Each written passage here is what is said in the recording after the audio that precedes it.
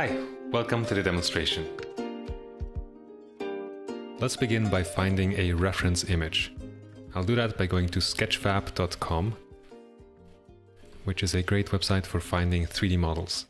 And we'll use a 3D reference so that we can really understand the geometry, the three-dimensional volume, form of our reference. I think good search terms here are simple, or maybe the word low poly. But let's try simple first. So as you can see here, there are different 3D models. You can preview them by hovering and moving your cursor. And we're looking for something that is reasonably simple, but also gives some opportunities for ambient occlusion actually to occur. And to explain what I mean, I'll switch to Blender for a second here. So I have a scene with 3 different houses, 3 complexity levels of houses. I have my light source here.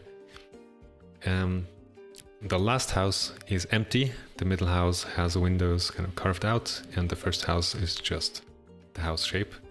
So that one, the first one on the left, would not be a good object to draw ambient occlusion for, especially for the complex ambient occlusion. The middle one is better, we will get some occlusion here in the windows. The third one is best, a hollow object. So I'll switch here to cycles, and then instead of the render paths being combined, I can show here only ambient occlusion. And you'll see the difference between especially the second and the third houses here. So the deeper a cavity goes, the darker the ambient occlusion goes. So if your object is too simple and it doesn't have any recesses or cavities, you won't be able to show much ambient occlusion. With that said, let's go back to Sketchfab. So for example, this dino monster would not be so good on the body because there are no cavities, but the mouth of it might be quite interesting to do ambient occlusion for. This food bowl here, there are some spaces between the items of food, and in those gaps we could show occlusion. For my taste, this is a little bit too complex actually. There are many objects here, many surfaces. So I will not use that food bowl as my reference image, but it would have some opportunities to show ambient occlusion. So here's a collection called Low Poly Food that we could go into. And again, we have ice cream here. This is too simple of a surface, not that good. This teacup might work, but it's kind of like the middle house where the windows are only recessed. Sushi here, I think too complex, too many elements. This dish definitely too complex, too many surfaces. These rooms, I think also a bit too complex. It's definitely doable, it just takes a long time. And the purpose of my demonstration here is just to show the steps of the process and not to make you sit through a 5-hour demonstration of me drawing. The milk crate, too simple. The only place to get occlusion would be up here in these folds.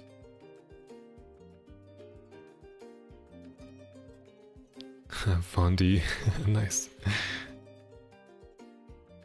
Okay, so this I like the most so far, this fish, because it has this cutout part on the bottom, where I guess the organs are of the fish.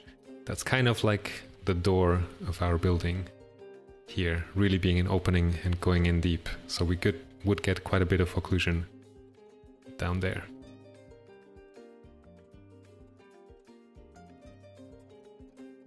Yeah, I might do this. For you, you can look for any topic. Maybe you want to do a character, a portrait, a vehicle, a plant, I don't know. You can look for those search terms and maybe include the words simple or low poly. Low poly means low polygon count, which refers to the complexity of the model here. So once you are in the big view, you can click and drag and rotate this 3D model to any view you want. And I'll take a few screenshots and arrange them on a page that I'll print, just because that's easier for me to record the demo. But you could even work directly from a screen if you like. You can find the view that you like best and then just draw from that. For me, I think I like this view. I'll check down here in the model inspector. There are a few settings, so we can change the geometry view to just a matte cap, which is a bit simpler. We don't have any of the local color information. Wireframe, which you see here, a low poly. These are all polygons, and low poly means there are few polygons. This might be helpful also to really understand where the surface is curving. And then normals, you'll see these little arrows on each polygon indicating the direction of that polygon. Not that useful, I think, for me. Neither is that. That looks crazy. This is a texture reference. So I think I'll do most of my images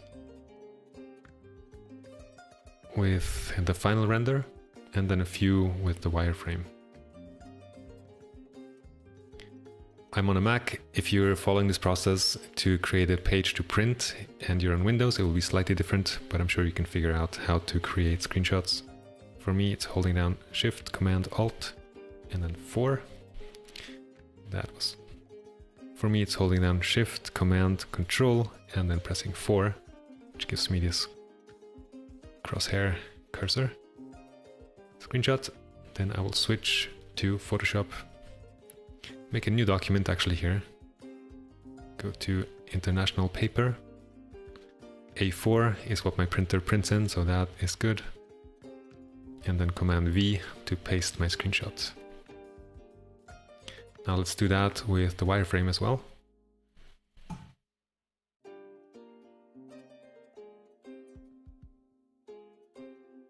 I will remove the black because I don't want to waste all that ink, and I'll show you how I do that. Now I'm thinking about what other view would be helpful for me to understand when I'm drawing this view. I think something a bit flatter. Maybe like this, so I understand how the fish is lying on this wooden cutting board. And I think I'll do again one with all the colors and one just the wireframe.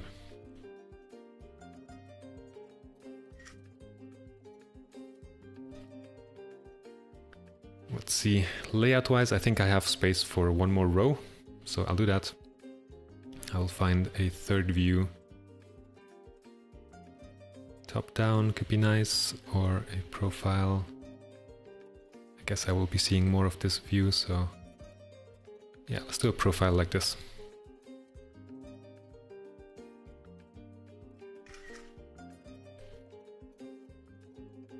And a wireframe.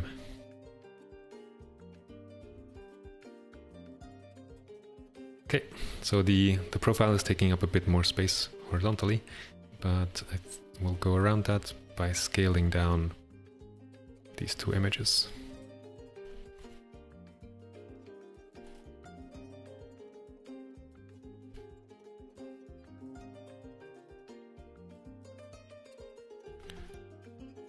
And maybe we'll do this just to keep the layout a bit easier to understand.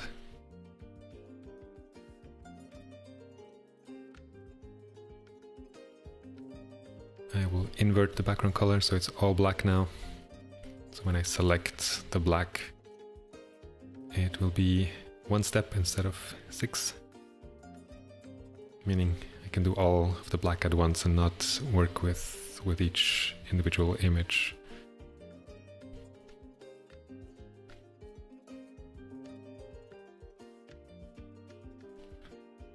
I'm also keeping the scale in mind now.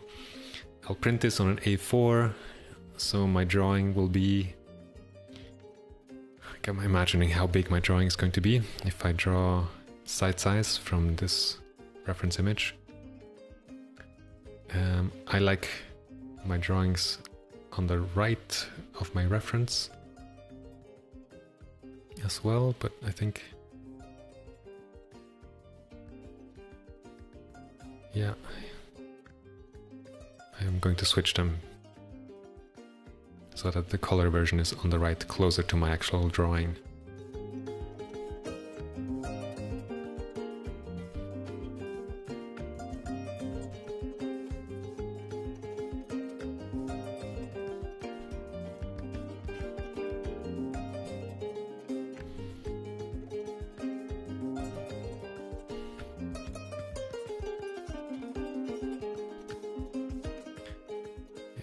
I'll scale them down a bit more to make sure my printout is not cutting off the edges of the images, and so my final drawing also is a little bit smaller.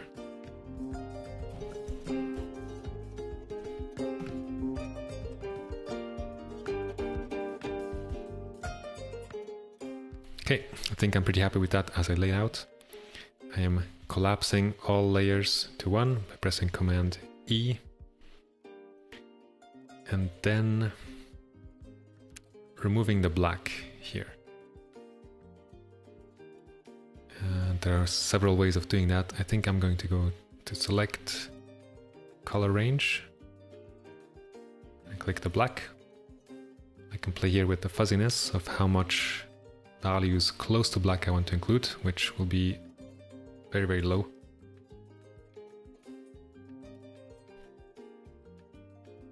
Okay, so that's a bit messy here. We can click Select and Mask, and then turn the radius up. Try Smart Radius, and smoothing slightly. That should give me a bit of a cleaner selection. And because we're changing from black to white, I will shift the edge slightly, so you can see when we go in here.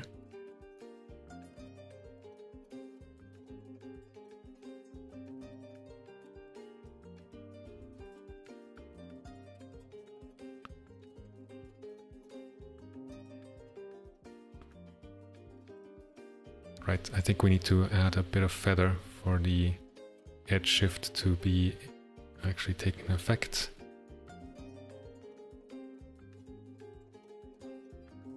Yeah, so this makes the selection bigger, but I want to go the other way.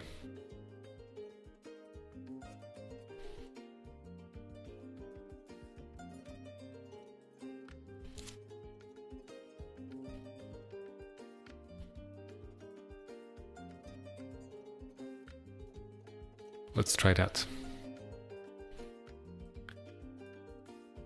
With all my black selected, I will press Command I, and that black will turn into white. And I think that looks pretty good.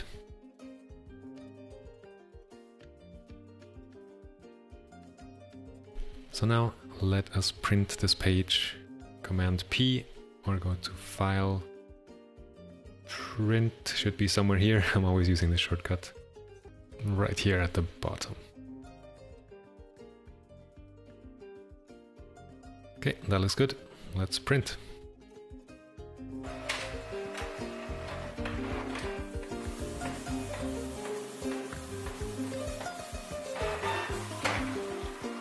So we have a printout. Now let's going to mount it. Something like this. That looks good, although I don't like this edge down here. I think I'm gonna get stuck there. So let's trim that. Okay, and so that this doesn't move, I am going to attach some sticky eraser on the back of this page. 2 pieces like that should be good enough. Press it in, that should be stable. Now, the tools I'm using are a 2B pencil and a sharp 2H pencil. I have this sharpening pad if I need to sharpen, especially the 2H pencil. And then maybe a mechanical eraser, like this, for some cleanup work. But these are my tools. And I begin the way I usually begin, with the placement stage. So that means finding top, bottom, left, and right.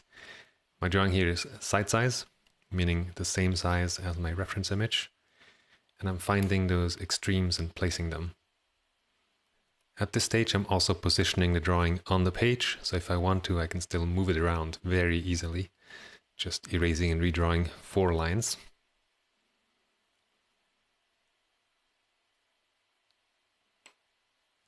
I'm going to measure this with a string, so left to right, that looks a little bit narrow, and top to bottom looks pretty good, maybe a touch short. So let's make it slightly wider, and I do this always by eye first. Draw it by eye, check by eye, make adjustments, and then measure. So I had my best guess before I measured. Now let's double check. Great, now the width looks good. Check the height again. Yeah, so now I've measured probably slightly wider. And this is something maybe I should say. With measurement, there's always a margin for error. So don't trust it too much. Now I'm moving into the big shapes stage. We're building our block in. So I'm simplifying the subject into just general shapes and proportional relationships. Here I place the side of the cut part of the fish, and then also making a halfway mark vertically. And I did that by eye, checked by eye, and now I'm checking with a measuring tool. Slightly too high, so I'm lowering it. And then as I place that on the fish, I see that this white line is lining up with the halfway mark. That's really helpful. So we got halfway vertically. That's helpful. I can see some alignments there. And let's continue with the block in.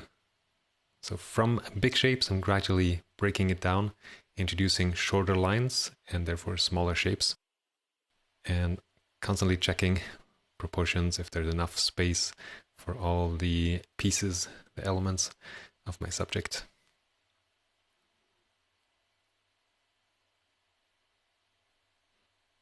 It's a bit like cutting away from a block of stone, maybe carving out.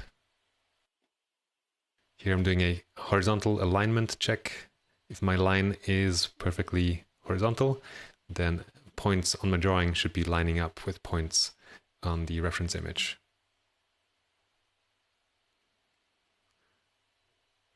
Now I'm getting into some smaller shapes like the fin,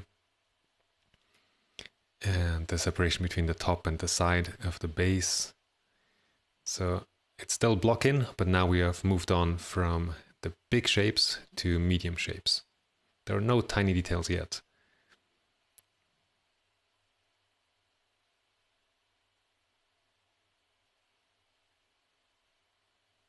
Okay, I think we're almost done with the line drawing. Here I'm making a separation from the back there and the fin.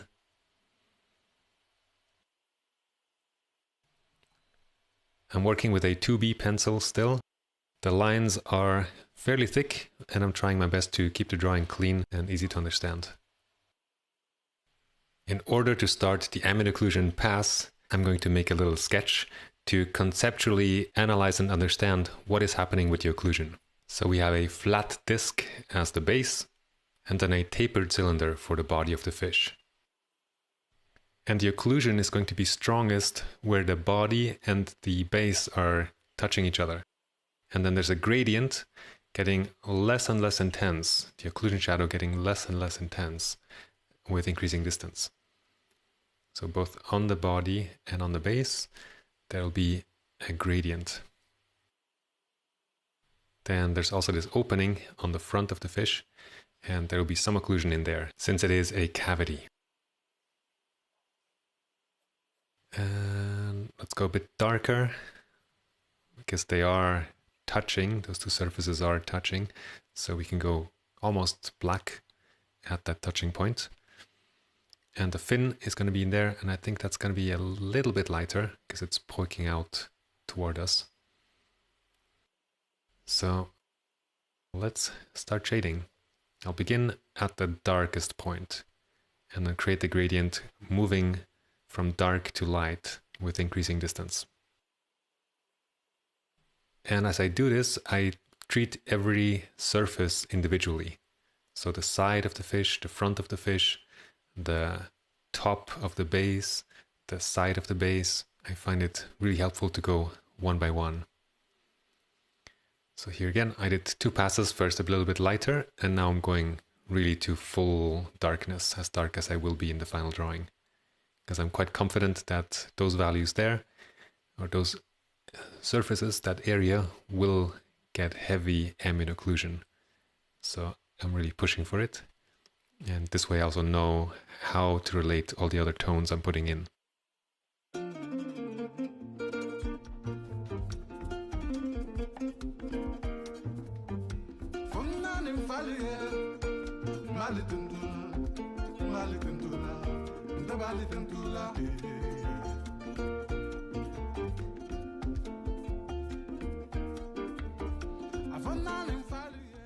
Here I'm doing a separate sketch for analyzing the fin in the back, and it's straight and then curves and then is straight again. So there will be a little bit of occlusion between the straight and curved parts as well. Straight, curved, straight. Now, the sketch was very contrasty, so I'm getting rid of it just to keep my drawing clean.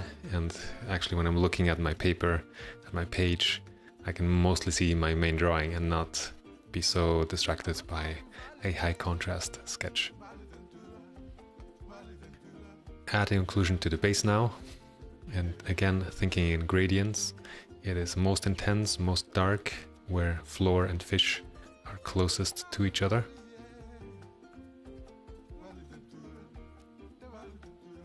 And then with increasing distance, we have a lighter and lighter tone.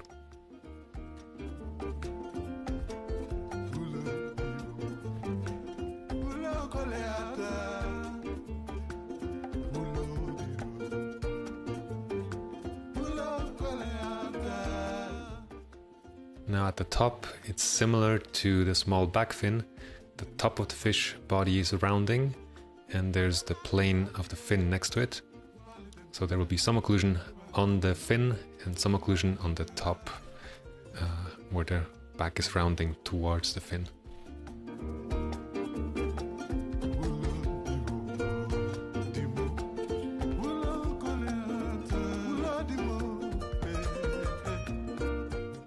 I'm not too concerned about proportions, but here I'm fixing the outline slightly to get closer to the reference image.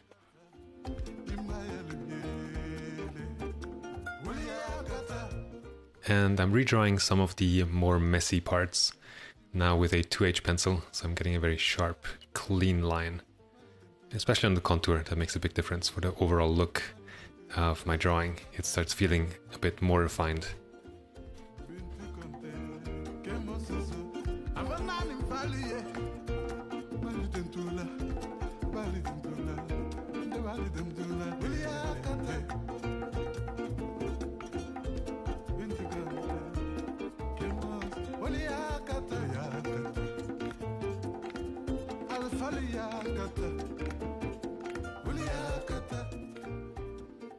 And redrawing that back fin one more time, and then the base as well, just to sharpen up and neaten up the drawing overall.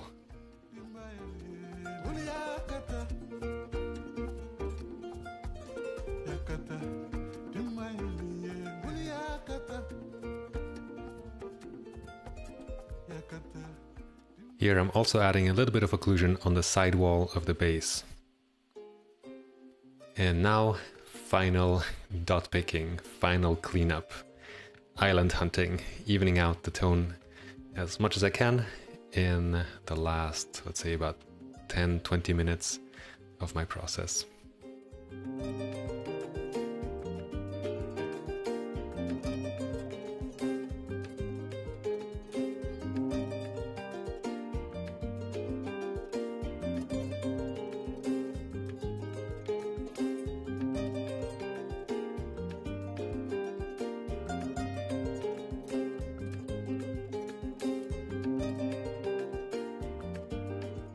And here you have my finished ambient occlusion study in pencil.